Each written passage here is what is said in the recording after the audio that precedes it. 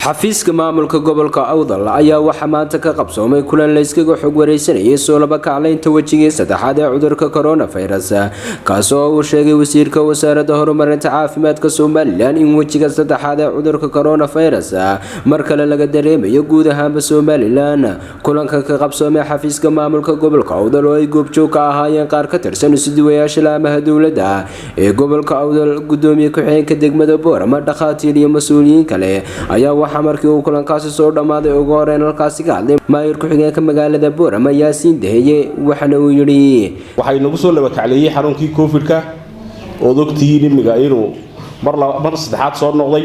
Marka waxaan leenahay dadka horta nasiib waxaan ku leenahay talaalkii baynu haysanaa in talaalka laga faa'iideysto oo cid wal oo ku nool degmada ama gobol ay talaalkaas waliba magaalada Boorama xoog la saaray talaalka laga faa'iideysto.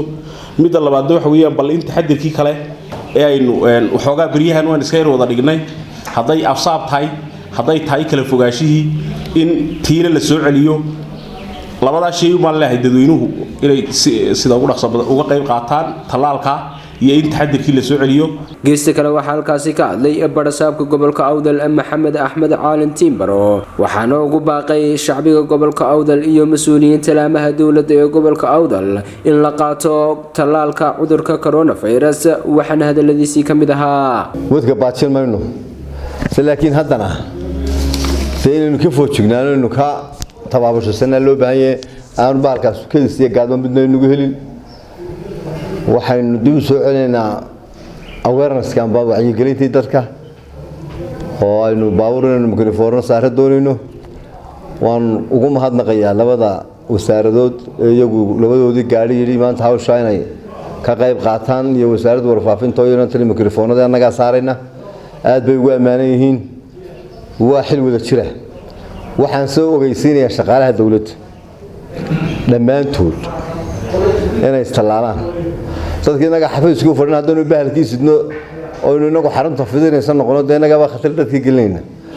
marka isduwayaasha waxa la farayaa in qof kasta oo shaqaale ah uu talaalka qaato. kii qaadan waaya mushaharkiisa waxa kaga xidhaysan kaarka talaalka.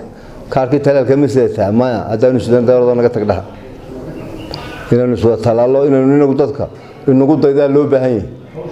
inagii xafiisyada u fadhinay haddaynu meeraysano maxaad u malayn dadka maqaaxida fadhiya kolbay shalay naga arkuma dadkanu ku talageliyaa.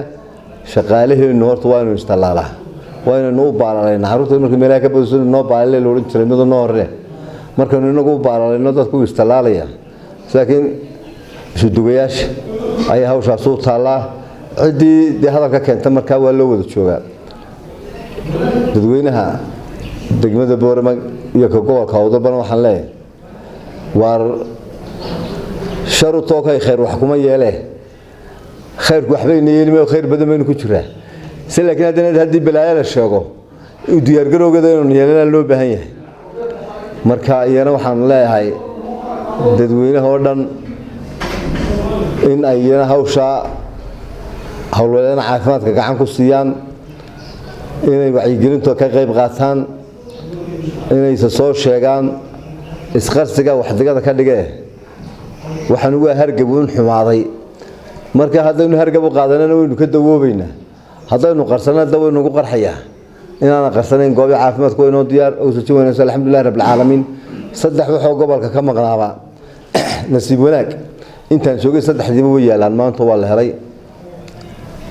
bangigii dhiigga u dambeeyay waynu leeynoo keenay waa ogeedno mishiin kaliya waa leeynoo keenay oxygen-tana dagaalka inuu galay waynu haysanaa.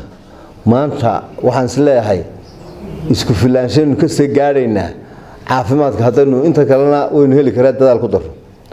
xiriir yar baa naga haysta cusbitaalka insha Allah dhul waanu haynaa maanta isagana dhismihiisa si dhaqsaa inaynu bilowno oo dawladda iyo dadweynaha aynu iska kaashano oo dhakhtar weyn oo aynu TB iyo HIV iyo qodan halkan isku dul rasaysan aynu kala rarayno sameysana laynooga baahan yahay.